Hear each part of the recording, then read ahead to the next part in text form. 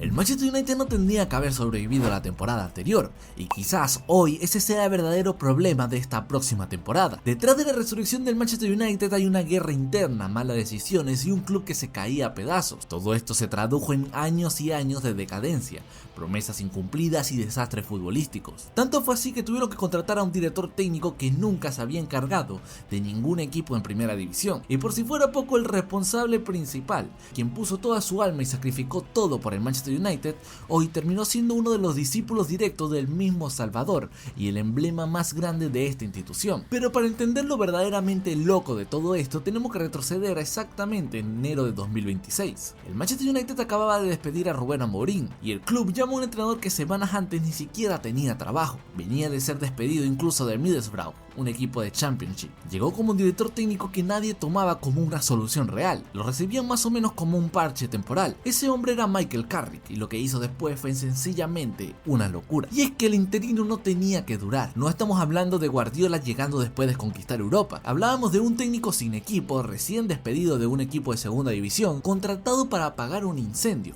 para entregarle las llaves a alguien serio en el próximo verano y para hacer un paso silencioso mientras el United lograba recomponerse. Pero parecía que este tipo tenía algo completamente distinto entre manos, porque había una pista que casi todos habíamos olvidado, y es que Carrick ya había dirigido al Manchester United antes. En 2021, tras la salida del Solskjaer, Michael Carrick dirigió 3 partidos como interino. Le ganó al Villarreal, empató con el Chelsea y le ganó al Arsenal. Y ese partido contra el Chelsea además tuvo el temple de dejar a Cristiano Ronaldo en el banquillo porque el plan táctico lo pedía, cosa que mostraba madurez y una inteligencia futbolística muy grande. 3 partidos con 0 derrotas. Y esto se acabó cuando llegó Rangnick a los bancos del United. Carrick se fue sin pedir nada, sin hacer ruido, sin hacer campaña. Se marchó al Middlesbrough, un lugar donde podía aprender, donde podría equivocarse y a construirse como entrenador, lejos de foco. Y 4 años después la vida le devolvió la oportunidad, pero esta vez estaba dispuesto a no desperdiciarla. Michael Carrick era nuevamente puesto como director interino del Manchester United. Y aunque su carrera venía de capa caída, qué mejor manera de relanzar tu carrera como director técnico que ganándole a uno de tus máximos rivales. El Manchester United le ganaba 2-0 al Manchester City, en una temporada donde el United ni siquiera estaba haciendo nada. De hecho, la peor temporada del Manchester United en muchísimo tiempo. Pero lo importante de ese partido no fue el resultado, sino la imagen, un equipo organizado, compacto, donde cada jugador parecía entender por primera vez en demasiado tiempo qué es lo que tenía que hacer dentro del campo. Después llegó el Arsenal, un Arsenal increíble que estaba a punto de salir campeón, fuera de casa, y el United volvió a ganar 3-2.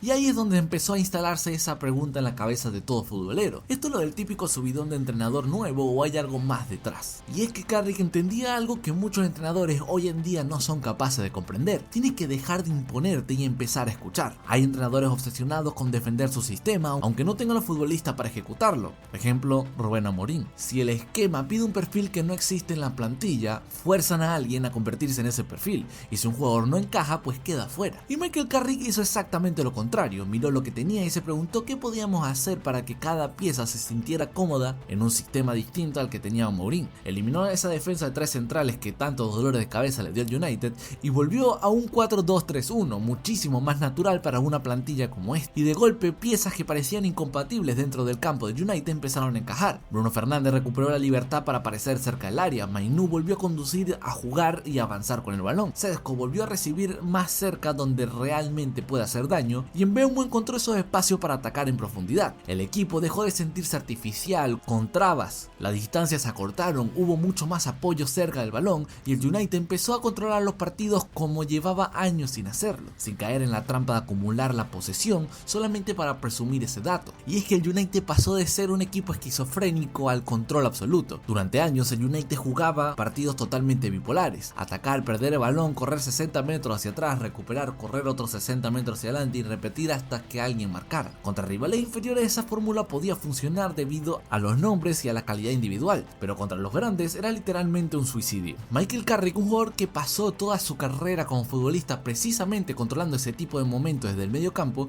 empezó a trasladar su lectura del juego al equipo y lo hizo sin convertirse en un dogma. Contra rivales superiores, como el propio City, el United fue capaz de replegarse, defender más atrás y aún así mantener una ofensiva muy peligrosa. Michael Carrick no está enamorado de ninguna formación, está enamorado de resolver partidos, y en un club que llevaba décadas cambiando su identidad cada 2 años es algo casi revolucionario. Y es que los números del Manchester United no mienten. City, Arsenal, Tottenham, Aston Villa, Chelsea, Liverpool. Desde que agarró el equipo hasta el final de la Premier League, Carrick sumó 39 puntos en 17 partidos, 12 victorias, 3 empates y tan solo 2 derrotas. Si la Premier League hubiera comenzado justamente con Michael Carrick, en ese tramo ningún equipo de Inglaterra sumó más puntos que el United, ni siquiera el Arsenal campeón. Extrapolando a una temporada completa, ese ritmo son de casi 87 puntos, que son números obviamente de un campeón de Premier League. 17 partidos no son 38, es cierto, pero tampoco es una racha de 3 semanas para adornar un currículum. El United terminó tercero, volvió a la Champions League y el club decidió que ya no quería un interino, quería que Michael Carrick se quedara, y con razón. Pero se presentaban ciertos problemas para Carrick y ciertas preguntas que no sabíamos cómo la va a resolver. ¿Cómo va a jugar Michael Carrick con un equipo así? Jugando Champions, jugando Copas, jugando toda la liga y encima perdiendo a su mediocampo. Pero parecía que Michael Carrick había preparado todo esto de hace mucho tiempo, porque el United parece que está fichando con inteligencia. Con Casemiro saliendo del club había que reconstruir el corazón del equipo. Y ahí es cuando llegan 3 fichajes que dicen mucho sobre cómo piensa Michael Carrick: Tielemans, Andrés Santos y Carlos Baleba. No parecen fichajes de escaparate, parecen respuestas a problemas concretos. Durante mucho tiempo el United dependió de Bruno Fernández para todo, para romper líneas, generar las ocasiones, bajar a recibir, incluso marcar. Tielemans otorga esa experiencia que necesita cualquier mediocampista de la Premier League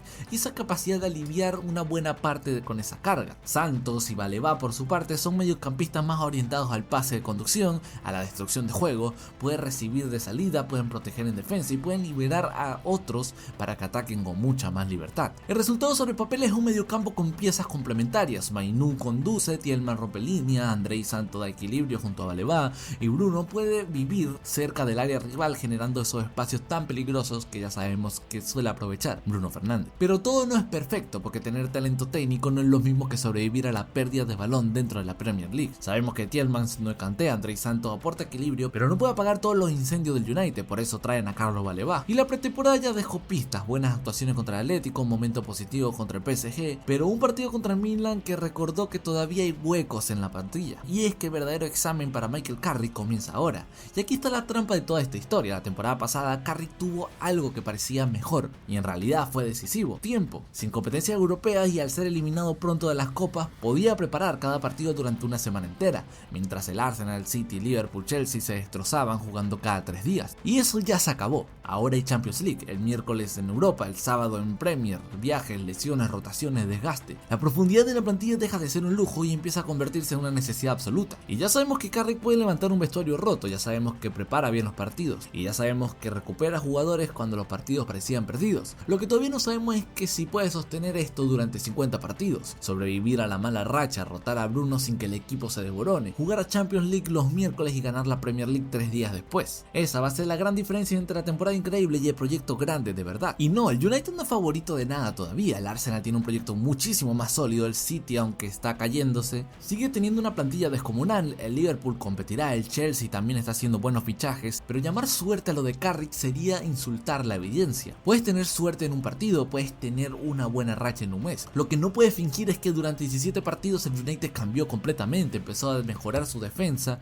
generar más ocasiones, recuperar futbolistas que parecían acabados y sumar más puntos sobre cualquier otro equipo en Inglaterra. Y eso no es azar, sino es un trabajo bien hecho. Desde el retiro de Ferguson, el Manchester United buscó un salvador fuera de casa una y otra vez. Proyectos que prometían cambiarlo todo y fortunas gastadas buscando las respuestas que nunca llegaron. Y después de más de una década se dan cuenta que la respuesta siempre estuvo dentro de casa. Un hombre que ya conocía el club por dentro, que ya se había sentado en el banquillo en 2021 mostrando grandes resultados y que prácticamente nadie estaba pidiendo. Carrick, el entrenador despedido de un equipo de segunda división, el interino que solamente tenía que terminar la temporada, resucitó a futbolistas que se daban por perdidos y ahora está reconstruyendo el mediocampo con mucha inteligencia. Y el desafío más grande está por llegar. Revivir a Manchester United durante unos meses ya fue impresionante, pero ahora tiene que mantenerlo jugando Champions, Premier y Copas al mismo tiempo, lo que será muchísimo más difícil. Y si lo consigue dentro de unos años, vamos a mirar atrás y entender lo asombroso que fue Michael Carrick. Lo asombroso será que el United tardara tanto en darse cuenta